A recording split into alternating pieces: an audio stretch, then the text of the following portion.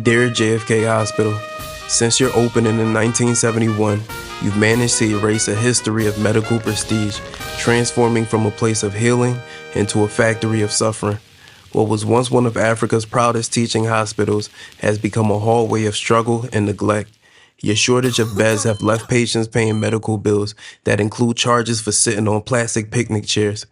People step in from the bright, radiant sun of Liberia into your dim, grim corridors of pain. I've seen roaches, flies, and mosquitoes get comfortable before patients do. Your sheets carry memories of loss, and your walls whisper stories that never should have been written. Mothers' labor have been prematurely induced because technicians don't know how to use sonogram machines, but still claim they can't find the baby's heartbeat. Babies have entered this world without their mothers beside them, their stories ending before they truly began, and baby mothers have been forced to share beds, their voices fading into background noise. People enter your emergency ward and leave with heavier hearts than they arrived. You are the only trauma center in the entire country, serving over 5 million people, yet your ICU barely has 10 beds to handle a nation's worth of emergencies.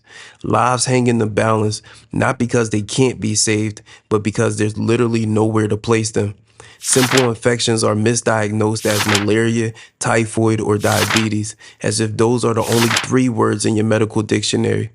There is no patient history, and medical charts are treated like the Krabby Patty recipe, guarded from the very people whose lives depend on them. And every year, more families experience loss from mismatched drips and careless procedures, lives cut short not by illness, but by the negligence of those trusted to heal. Your doctors and nurses, too many of them speak with arrogance instead of compassion, as if empathy were an optional medicine. People with kidney failure wake up at midnight to stand in line in hopes of using a working dialysis machine. Mothers whisper prayers that the incubators will keep their babies alive through the night, fearing the next power outage could silence a heartbeat forever. You've created more heartbreak than healing, and yet the same doctors who overlook the poor walk through the private wards with smiles, eager to serve those with money and title.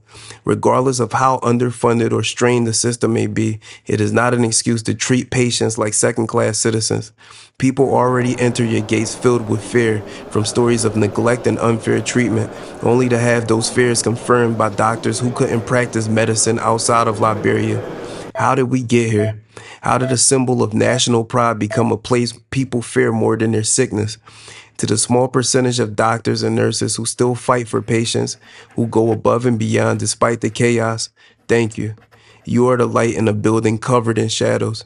But to the rest, to those who add insult to injury, day after day, may you one day understand the pain you've allowed others to endure. Sincerely, everyone who's lost a loved one at JFK Hospital.